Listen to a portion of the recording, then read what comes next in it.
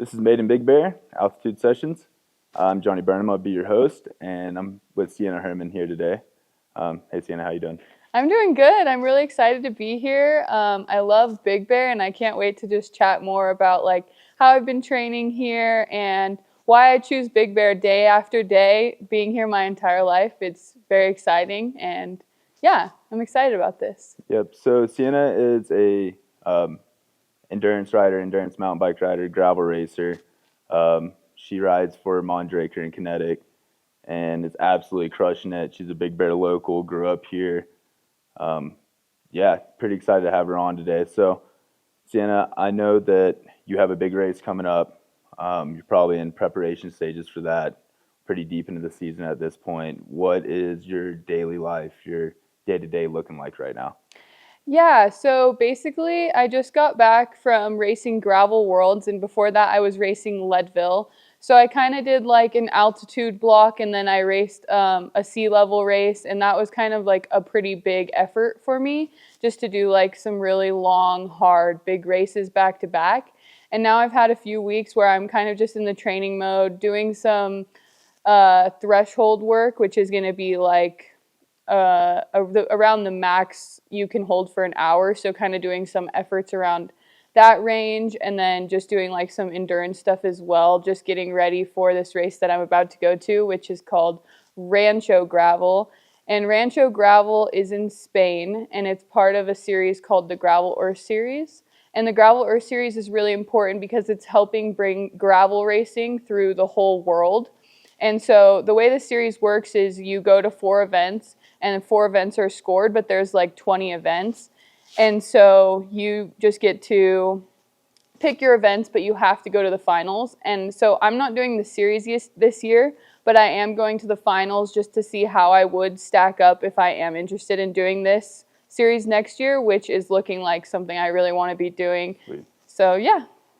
Cool. So that's Gravel Worlds, right? That's Rancho Gravel. Okay, Gravel Rancho Gravel. Worlds was 2 weekends ago, and that was in Lincoln, Nebraska, and that was a 150-mile gravel race. It's the same series as Rancho Gravel, and it actually has the biggest prize payout in all of gravel racing. Yeah, what's the prize payout like that look like? $100,000. Oh, man. Yeah, Yeah. so 100,000 divided between men and women pay out for top 10. So you're not getting 100,000 if you win, but you are getting like 30,000 or something. That's plenty. So yeah, Yeah. it's a big deal, and a lot of people want to go to these events because they're just getting a lot of traction. They're really fun. You can really feel like that gravel community and that scene. And, you know, it's not all just about like the elite people who are coming to the race to try and win money. It's about the depth of field, and it's about all the people who are just coming to enjoy the experience and test themselves in a gravel course that they've never done before. And that's something that brings me a lot of inspiration. And like, it's not just about me, it's about all these people who really want to just go there and have fun and do this. Yep. Yeah, I could definitely see how that would feed the passion now. Yeah. How long have you been competing at this point?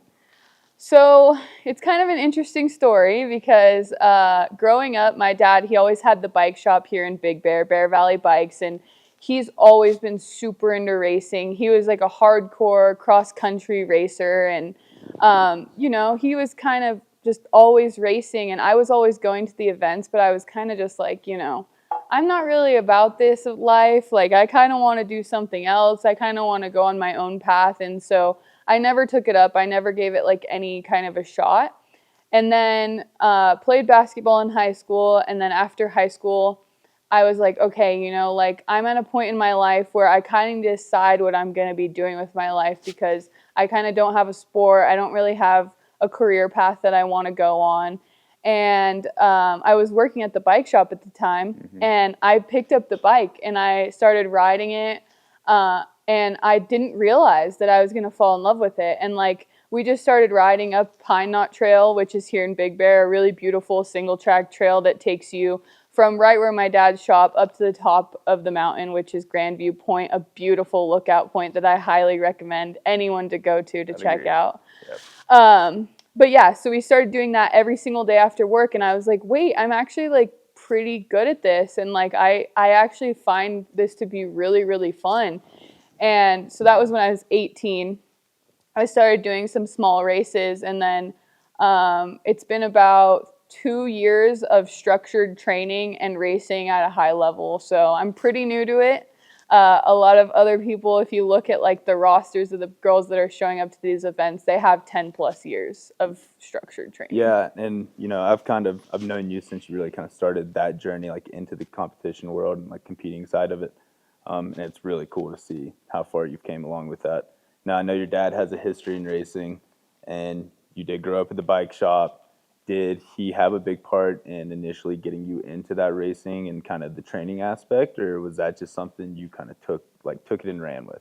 So, I mean, there's no way we can say he didn't, Yeah. because if it wasn't for him, there's no way I would have gotten into cycling. Like, cycling, unfortunately, is a really, it requires a lot to get into it. It's a high barrier to entry, you know? Like, you have to have the bike, you have to have money to travel to the events. Like, it's expensive. It's not a easy sport to get into, and being like from more of a low budget, like, I mean, my family didn't have a lot of money, so if I were to just be wanting to get something like that, like a bike, a $10,000 bike, it's out of the question. Yep. But the reason I was able to is because my dad owned the bike shop, and with that was able to help me get into the sport.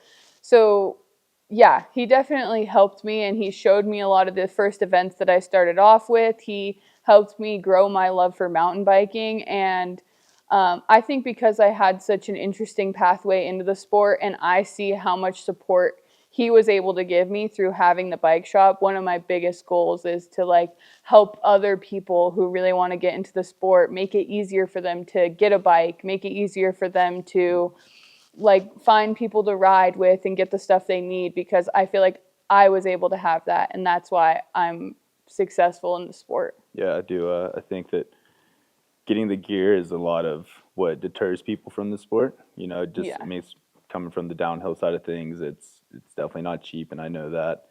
And you see these guys that come out and are like, yeah, like I just want to get my own bike. Like that's their dream. Like they get addicted to the sport, and it's like I just want my own bike. I want my own gear. So it's cool. I'm all for you on pushing that and wanting to get people into the sport. So throughout the season, how many races have you done so far? I'm not sure on the exact amount, but I think I'm probably at about 12 races, Okay. which it probably doesn't sound that much if you're like if you're an outsider looking in, but the type of events that I'm doing are all endurance Yep. endurance gravel or mountain bike races. So these races are all over 100 miles. Some of them are 200 miles. Well, just one of them is 200 miles unbound gravel, and then another one is 150 miles. So just being so long, it takes a really big toll on your body to do one of these events. And so being smart with your schedule and being able to space the events that you really want to do out is very important, because the season is very long. It starts in January and it ends at the end of October. So you really don't get any time. You don't get time where you're just chilling. You know Yep. what I mean? Like you're always working towards that next goal. And because the season lasts so long, you need to try and stay fresh, and you need to like not over race yourself. And so that's something that my coach has been helping me with a lot, is just like, don't overdo it on the racing. Pick the events that you really care about and just focus on doing your best effort at these events. Yep. Yeah, I can imagine with races that long, staying fresh, super important. Yeah. I mean, I did the Tough Mudder last week, and it's like just doing that alone. Like my legs were burnt. And going through 100+ mile race, could only imagine. So, what does the spacing look like between your races, and what does your training look like? Because, like you said, you want to stay fresh. You don't want to burn yourself out, but yet you still have to train and get ready for that next race. So, what does it look like for you, in between these races? So I kind of want to start with like the beginning of the year. So the end of the year ends in October, and then I'll take about 2 weeks off the bike. And then I start what's called base season, which is where I'll do huge volume and I'll ride a lot. And I really want to highlight Big Bear here, because I think Big Bear is a really great place. So people, they think that Big Bear wouldn't be a great place to train in the off season, because they think, oh, there's going to be so much snow, there's just nowhere to ride. And really, it has worked out perfectly for me because we're in the high desert. So even if you just drove 15 minutes a little a ways, if it is snowy in Big Bear, there's perfect riding. There's great gravel roads down in Lucerne Valley. And that's something that really made me like excited to be in Big Bear and stay in Big Bear, is that we get snow on occasion, but when it's not snowing in Big Bear, it's great to ride here all year long. Yeah, it might be a little cold, but there's always fire roads, single track. There's stuff you can ride, especially like over at Maple Hills. And then if it is snowing and you really still need to ride that day, you can just drive down the hill to Lucerne and you can get all the trails you want and you're right by where you live. And then you get the benefit of sleeping high and training low. Yep. And so I've been doing that a lot. And so that was like kind of how the base season went. And I came into the year, I was super fit. And then I've just been having to continually keep that fitness up So between it's kind of a races. management schedule. Yeah, so Okay. it's just management. There's not really huge training blocks. Like in the base season, I would have like 25-hour training weeks, and that's a lot of training. Mm-hmm. And now, like when you're in season, it's hard. Like you probably get a 17-hour a week here and there, but it's kind of just managing fatigue from the races. You have to take days off, and then yeah, you have to get back to training, but you're not going to be able to do these huge blocks. And so, yeah, it's managing and yeah. Yeah. So on the fatigue side of things, is there any like healing modalities or recovery modalities that you use after a big race or after a hard training session? You know, like a polar plunge or a sauna. I mean, is there anything? Do you go to yoga? Like, what do you do after to help you recover?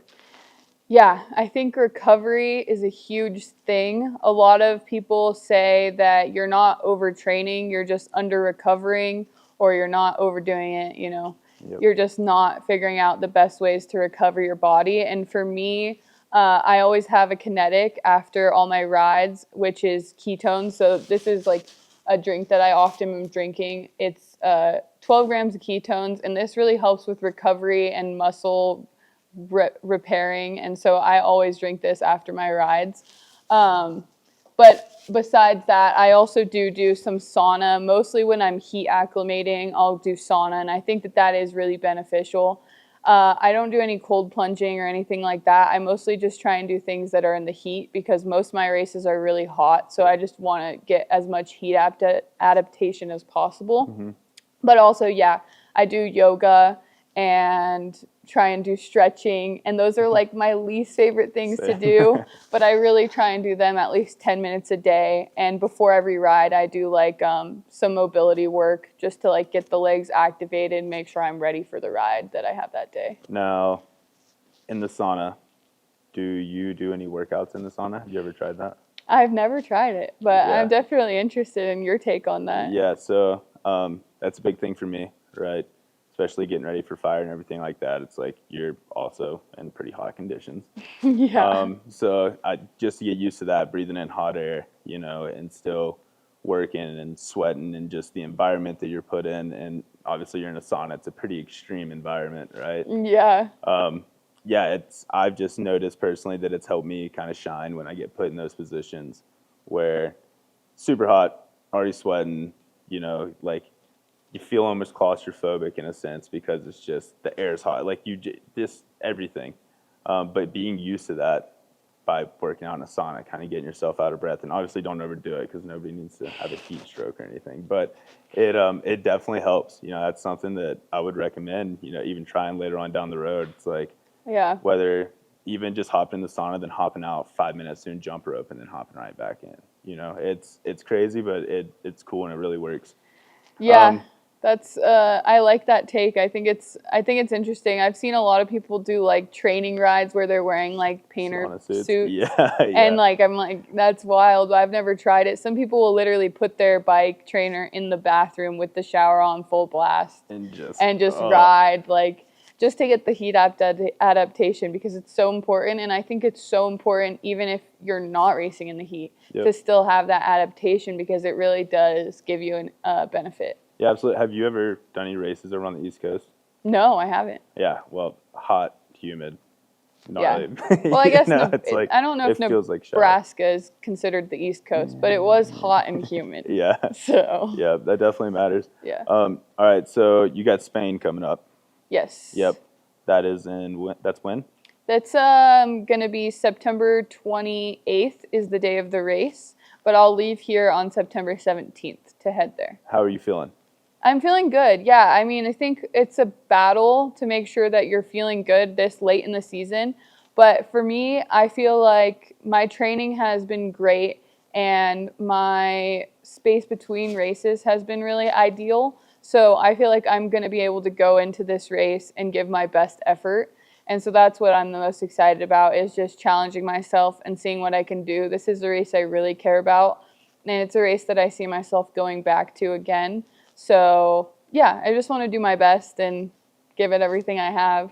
Now, in Spain, I don't know much about where the race is going to be. Are you in the mountains? Are you down? Like, what's the environment like? What's the terrain like? Yeah, so it's probably an hour and a half from the coast, a little inland, and I don't think it's in the mountains. I actually haven't checked the elevation, but I assume it's pretty low. I mean, in Europe, the mountains aren't really as high as here in a lot of places, so I assume it's probably close to sea level, maybe a little higher. But yeah, I mean, the benefits that I'm gonna have coming from Big Bear going there is that I have gotten the adaptation to the elevation here. And so when I go down there, I'll get a boost in like all of my power numbers because when I do my training here, I do training based on a power meter. So my power meter will tell me like how many watts I'm putting out at any moment. And so, yeah, when I do the training here, those numbers are less because I can only do so much at elevation. But when I go down to a sea level race, my numbers increase because obviously there's more oxygen in the air. But I think it's really important to train at altitude, especially at an altitude like here, like 6,700 feet, because you're kind of like at the sweet spot to where you're still able to do good, hard training and you're still able to get all the adaptation, but you're not too high to where you're like, if you're at 10,000 feet, your numbers are dropping so much. They're like dropping 17%. Oh, yeah. Yeah. Here, they're 10,000 dropping feet. like 7%, you know? So it's still worth it to train here and then go down to a race and you're like, oh my gosh, I feel amazing. Yeah. And that's what I love.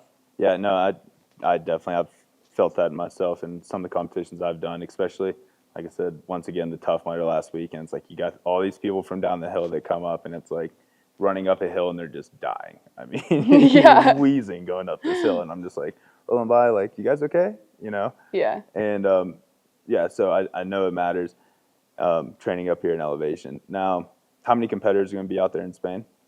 In That's your a class? good question. They don't really tell us how many people are coming. They don't post like who's registered. It's kind of just like whoever shows up. But I know that a lot of people are coming because it is the finals of the Graveler Series. So it's a big event and it's a big deal for a lot of sponsors want you to be there. And yeah, I'd say it's like the second biggest gravel event in Europe.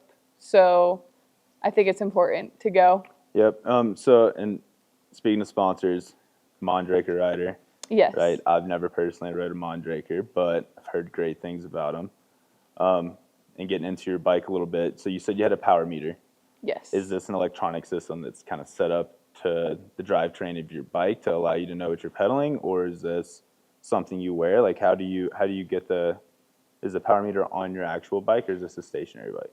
Yeah, so on my actual bike, the cranks, they have a power reader in the cranks, and so when you push the pedals, it will tell you how many watts you're putting out. And so all of my training is based off of the power. So Yeah. I'll do like power tests to get my zones, and then we use those zones to do my training. And so that's kind of like, yeah, training based off a power meter is like the most accurate training. You can also do training based off a heart rate monitor, but heart rate is just such a variable. It's not like a set number. It's not how much work you're actually doing. It's just how your heart's pumping. So it is more accurate to do training based off a power meter. But yeah, so I'll have that on my Mondraker F Podium, which is my full suspension mountain bike, which I will use for races like Leadville and Little Sugar. And then the bike that I'm on most of the time is the Mondraker Arid RRSL.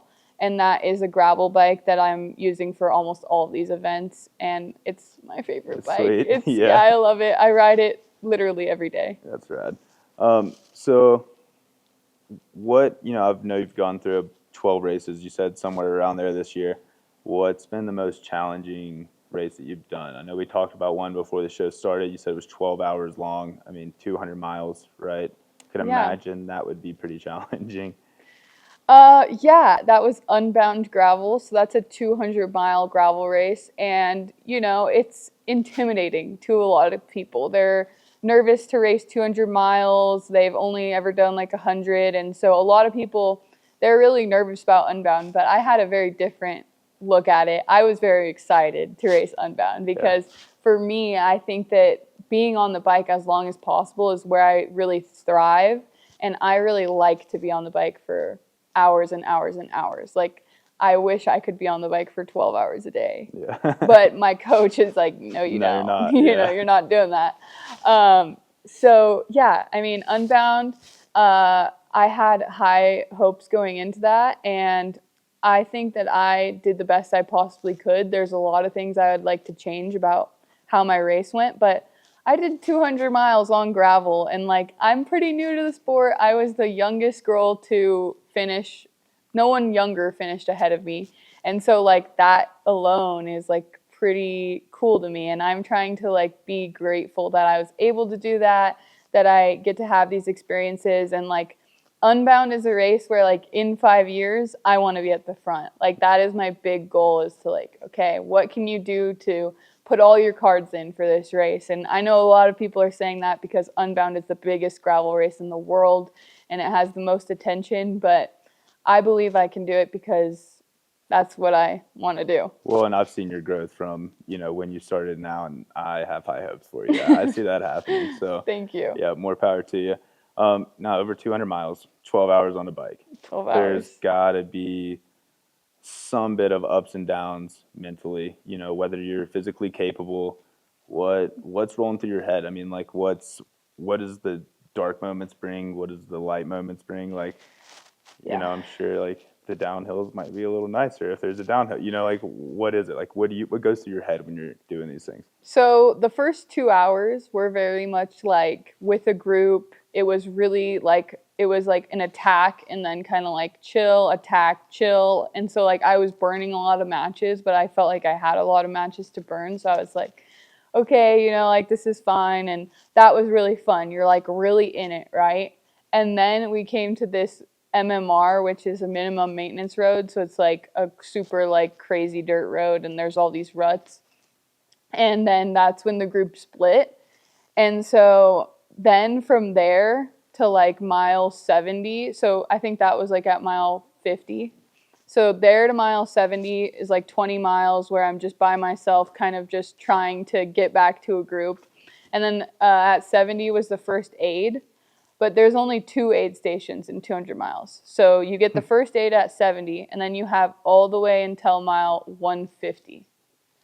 Wow. So I have to make it from 70 to 150. I'm all by myself, and it's just me against me trying to get to the next aid station.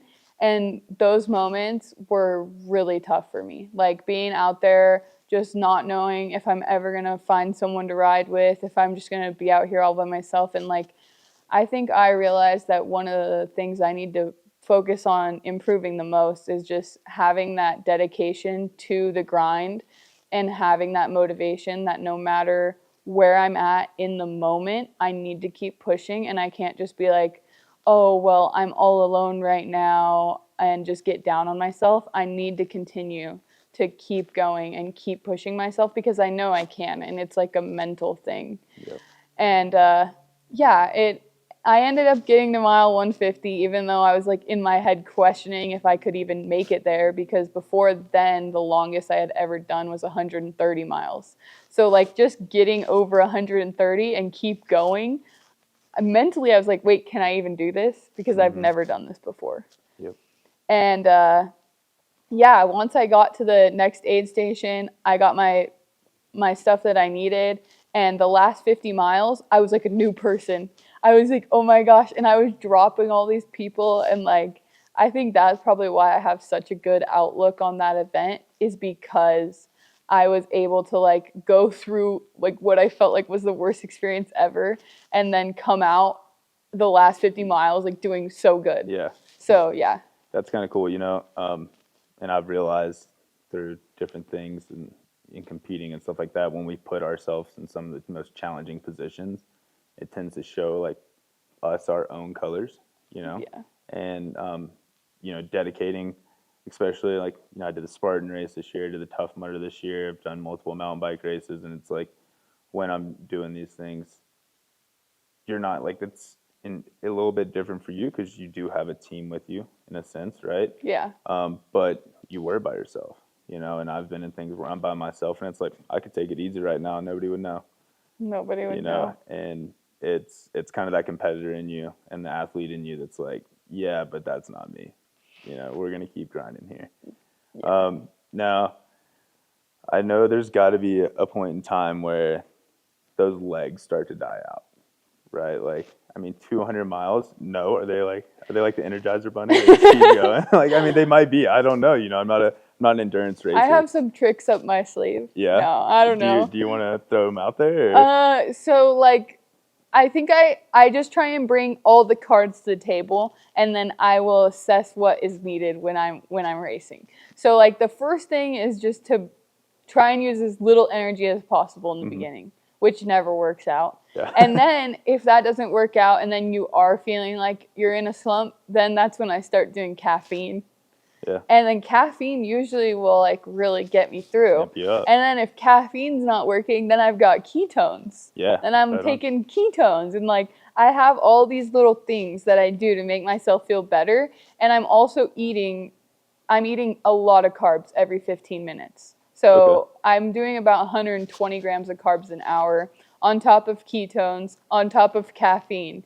And so, yeah, the legs might feel a little sore, but they're constantly getting replenished, and glycogen stores are getting restored. And so I think that's why I'm able to do these long events, because really it's just an eating contest.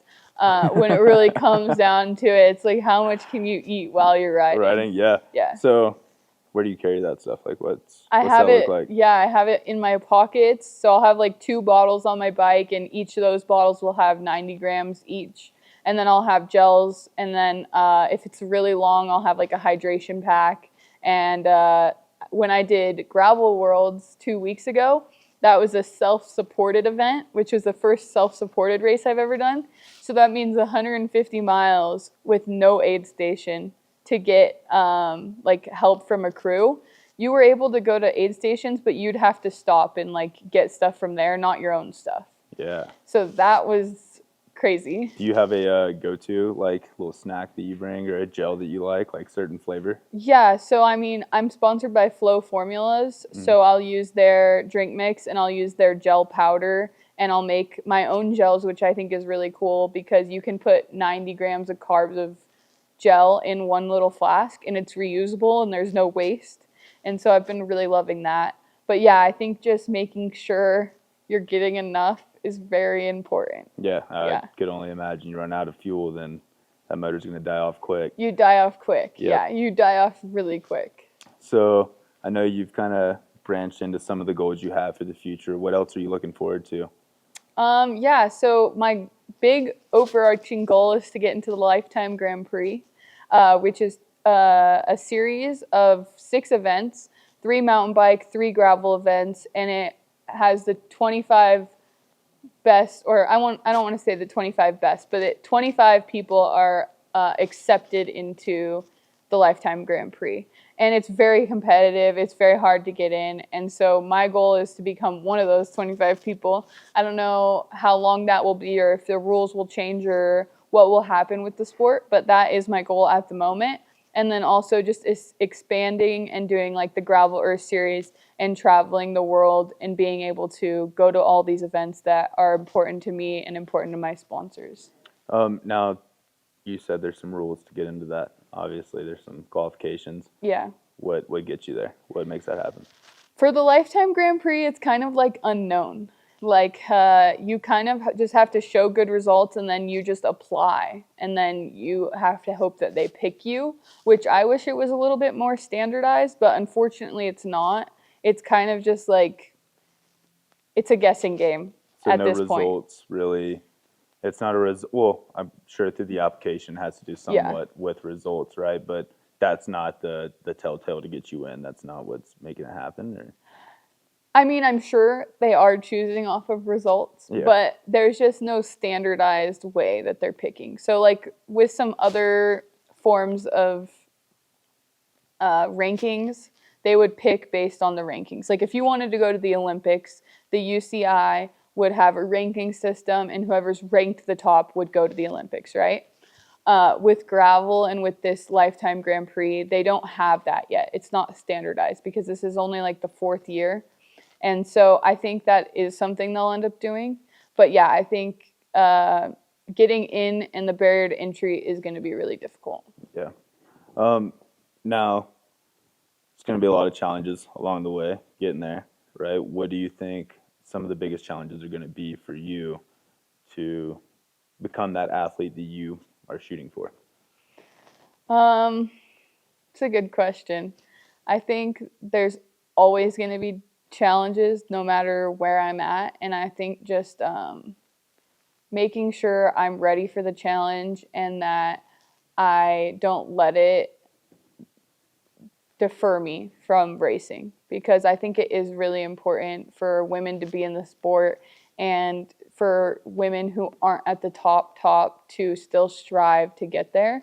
And so that's kind of where I'm at is like no matter what challenge there is, I'm just going to face it. And I think that I've already faced a lot of those like challenges. I've had some really bad races. I've had some mechanicals and just like being calm and being okay with the situation that's occurring and just being like, okay, like this is happening to me. There's nothing I can really do about it. And just trying to like be like, okay, I'm still working towards my goal. And this isn't a step backwards. This is just the process that it takes. So that being said, a woman that's going into gravel racing and endurance riding, what's some advice that you'd give them? Yeah, I think that this is the thing that makes me the most excited is getting more girls into cycling and getting more girls outside and doing these type of hard, challenging events and just doing stuff that challenges them. And I have a friend right now who I'm helping her get into it. And I think like for people who are just getting into it, it's important to just be patient with yourself and realize that it was so hard for me too when I first started. And like I cried on pretty much every ride I went on. So like this is hard. And you need to realize it's going to be hard and you're capable of way more than you realize because you have to put the training in to do the training. And so if you really want to do it, just be patient with yourself and you'll get to where you want to be. Yep. I think it's important to have strong women out there that are just kind of pushing those newbies to get into it. Whether they're going to be pro one day or not, it's like the sport itself is fun. Yeah. And you can see it. I know it makes you happy. I've seen it along. You can't talk about it and not smile. Yeah. So it's cool to share that passion with other people and actually met your friend. And, you guys were having a blast in the gym when you were working out. And on that subject, working out, so you have days on the bike, you have days in the gym. How many days are you spending on the bike? How many days are you spending in the gym doing strength training? Yeah. So I'll do 6 days a week on the bike, usually, unless it's like recovery post race, then I might have less days training. But yeah, usually 6 days a week on the bike, 1 day complete rest, no training, and then 2 days a week in the gym. And So, so the 2 days a week that I'm in the gym are double days with bike. So I'll do bike in the morning, and then hopefully a couple hours will have passed, and then I'll go to the gym. yeah, it's a heavy training day. Yeah. So on your bike days, what's your average mileage? What are you pulling in? Like how much do you ride? So we kind of just do it based on hours, but we never really track miles. So for like an endurance ride, it would be about 4 hours. And then for like a structured ride, my structured rides are usually about 2 hours with intervals. So I'll do like 4 10-minute intervals or 6 12-minute intervals or whatever it might be. And those will be about 2 or 3 times a week. And then the rest of the rides will be aerobic.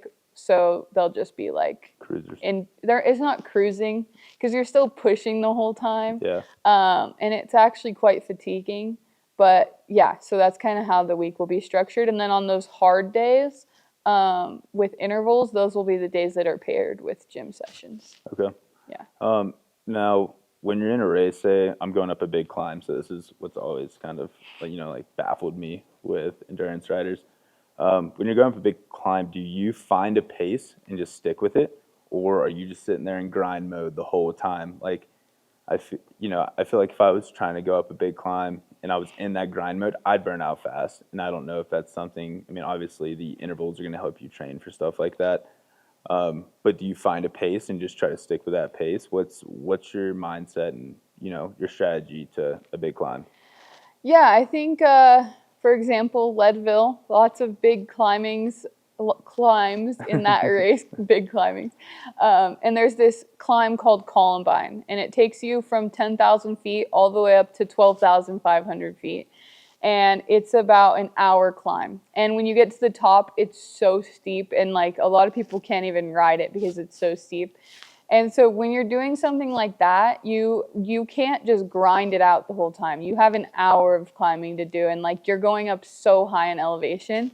And so for me, yeah, it's just finding a pace where I am breathing hard, but I'm not like on the verge of burning out. So it's finding that fine line between you're going too hard and you're not going hard enough, and just kind of being right there in the middle and being pretty uncomfortable, but just finding that balance and sticking to it, and then just not stopping no matter what. Do you have a strategy to finding that line? Like, I know some runners will be like, they'll talk to themselves to see if they can, shoot out a couple of words before they have to take a breath again to kind of figure it out. Do you have a strategy to? Yeah, so before the race, I'll go over the entire race with my coach, and we'll go over power numbers that I would be able to hold. So like she would say, okay, you can do Columbine in this power range, okay? And so I know that going into the event. So I know when I get to that point, okay, I'm able to hold these numbers. Whether I can or can't is going to determine how hard I went early on. But knowing where I can be, and then knowing like, okay, let's say I'm doing those numbers and it really hurts, right? I can tell myself in my head, okay, these numbers you can hold for this duration. So yeah, it might hurt and you might want to stop, but you can do this because you've done this in your training. And so just to continue on even when it is hurting, and know that, okay, I'm not blowing myself up.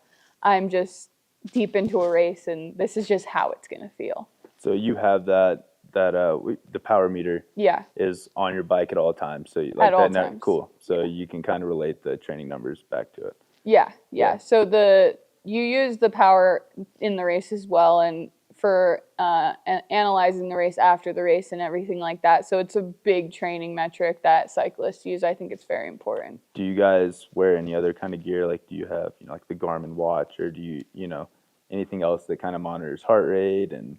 Yeah, so we'll have like our bike computer, Mm-hmm. and then a heart rate monitor, and then the power meter, and those are all the metrics we're getting. So when I'm like racing, I'll be able to see my heart rate, my power, my speed, my distance, my time. I have all the metrics, so I'm able to like check in with myself constantly. That's so cool. And sometimes I hate it. Sometimes I'm like, oh my gosh, like I really wish that I didn't know what was happening. And then I just switch it to the map, and I look at nothing except for the map and where the turns are.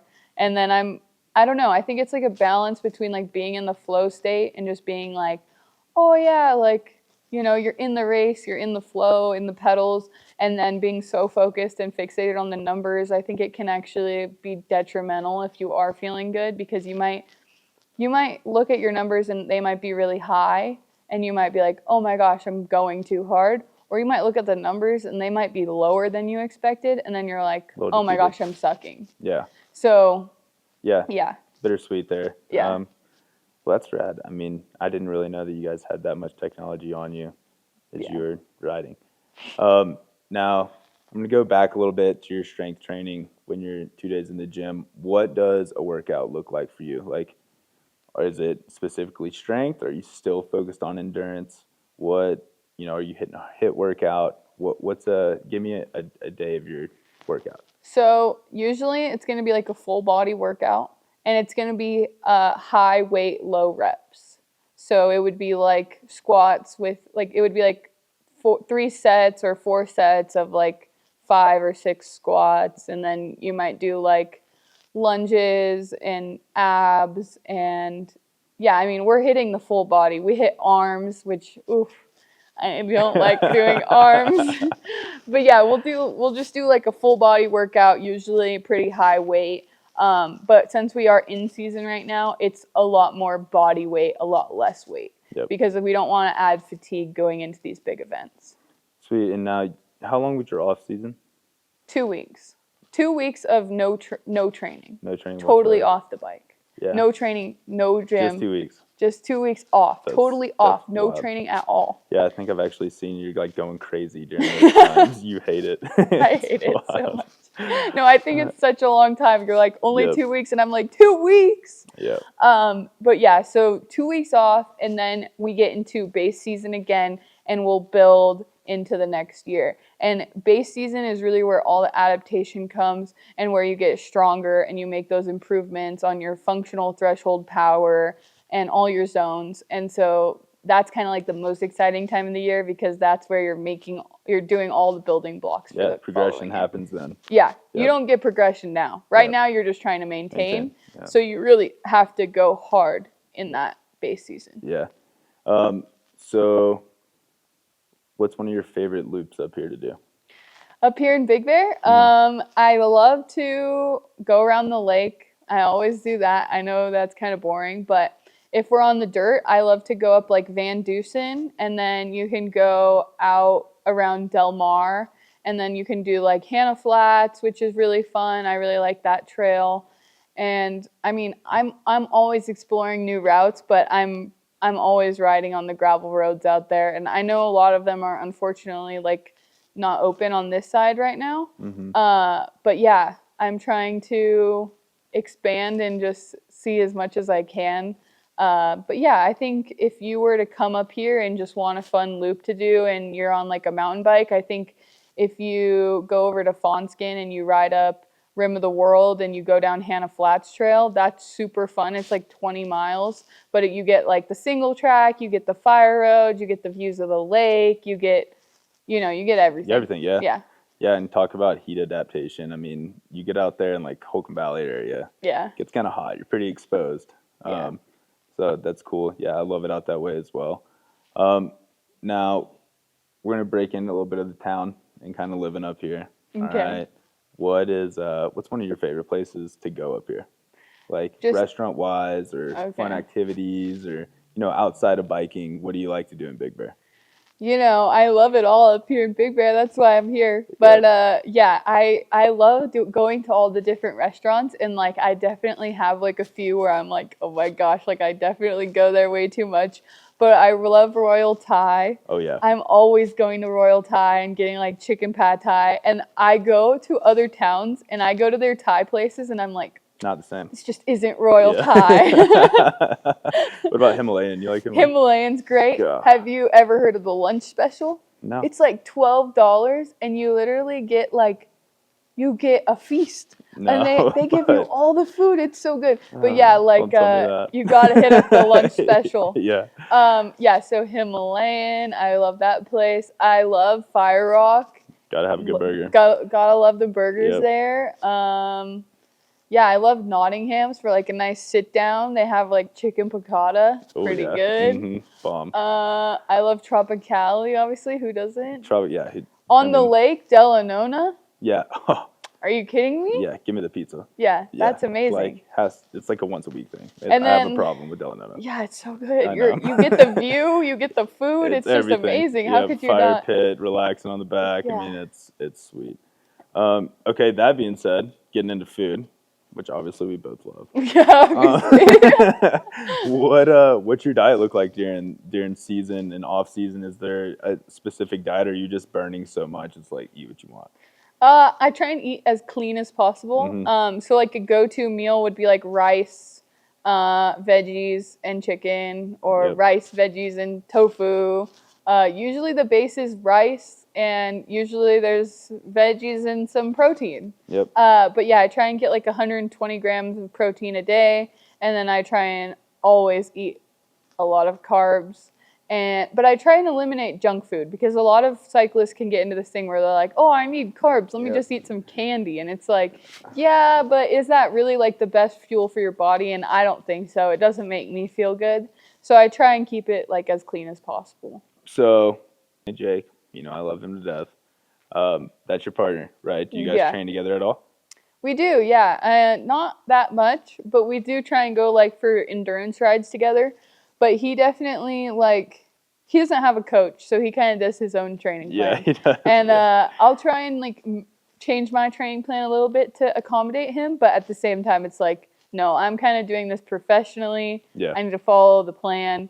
You can do my ride if you want with me, but most of the time, he doesn't want to. Now, do you have a community of people that you ride with up here? I mean, I wish I could say I did. yeah, I know. But It's kind of hard. I think that it is very limited up here, and that's kind of one of my biggest goals is like to get more people to come and train in Big Bear because I think it's so beautiful here and like the trails are so great. There's so many fire roads. I don't know if people even realize there is so many fire roads for gravel cycling up here. Like people don't even realize that Big Bear is a great place for gravel cyclists to come, and I think that a lot of people should realize that and yeah, come train with me in Big Bear. Hit me up. I'm Yeah, always absolutely. down to train I with know new you people.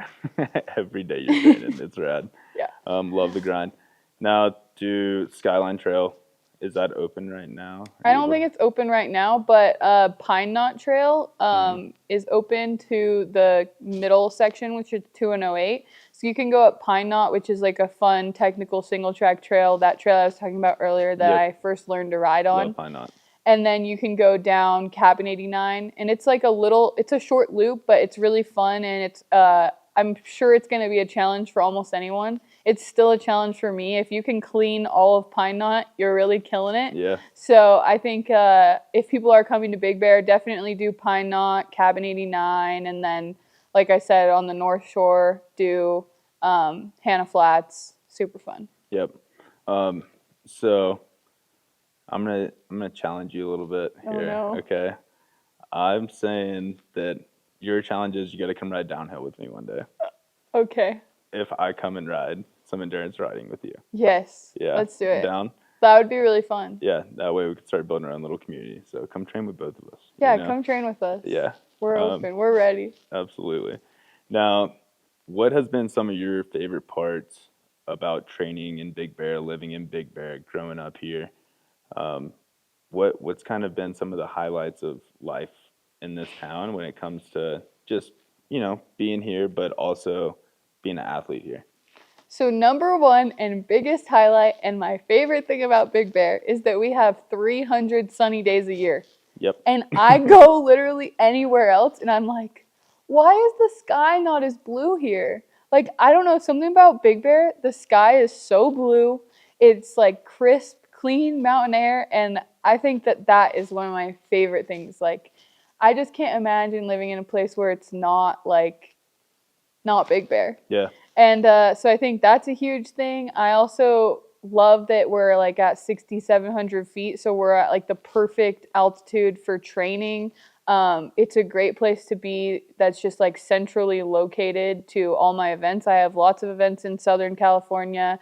I have events out in Colorado, and like it's really not that far to get to those events. And No. we're centrally located to a lot of different airports. And I think it's a great place to do like a training camp. Like if you were looking for a place to go before you went out to like race Leadville, you could come to Big Bear and then you would get acclimated to 7,000 feet. And then you could go to Leadville, and that's not that big of a jump from 7,000 to 10,000. Well, it's So definitely better than training at sea level. yeah, so that's Yeah. what I'm saying. Like all these people who live in Orange County, LA area, if they were able to just come up here for like a week prior to going to one of these events that's at 10,000 feet, they'll be able to get the adaptation that they need in order to do better at these events. And I think it's just so important for people to come and experience that instead of just being like from sea level and then going up to race something Yeah, super high. gnarly. I mean, that's, I even remember, I came from Georgia, so it's like when I moved up here, it was like walking up my stairs sometimes. Yeah. I'd feel it, Yeah. And now, I mean, the way we've adapted at this point, it's insane. And then I go down the hill and, if I go for a run or anything, it's like you're 5 miles deep and I'm just like, I'm just warming up. Yeah. Like I'm feeling good. So I definitely, feel the benefits there when it comes to the training up here. And then, yeah, definitely we're close to LA. I mean, Yeah. spent a little 24-hour trip down in LA yesterday and then There shot you right go. back up today. And San Diego's not far away. And it's like all these people should get up here and really experience bear. It was crazy. We stopped last night right at the bottom of the hill. And these people like live right, 45 minutes away, but have never been to Big Bear. No, it just kind of blew my mind. I was like, you guys are missing out on such a hidden gem up there in the hills. Yeah. And I mean, it really is a hidden gem. I believe that. Moved here 7 years ago. I was like, yeah, I'll stay for 6 months, snowboard a little bit, and I'll get out of here. And it kind of just You got never stuck. left. Yeah, and Yeah. I don't want to. It's a great place. Yeah, I think another thing that's to be said is like even if you aren't training for an altitude event, training in Big Bear and getting acclimated to that altitude and then going down to a sea level event will actually give you a lot of benefit. It's the same thing as doing like sauna adaptation, heat acclimating, and then going racing in a cold place. You're still getting an adaptation from that. Yep. So I think if you want to get an edge on your training, coming to Big Bear and training here is a great option. And it's really close to LA. It's really close to a lot of airports. And it's really beautiful here. And you're not gonna have a bad day when you're here in Big Bear. No, you're not. Yeah. Like you said, 300 sunny days a year. Yeah. Yeah. Well, Sienna, I think we're gonna wrap it up. Cool. I really appreciate you coming on the show and look forward to seeing you progress in the competitions and in your career and just keep crushing it. This was really fun. Thanks for having me. And I'm excited to see how the podcast goes and get more people excited about coming to Big Bear. Yep, me too.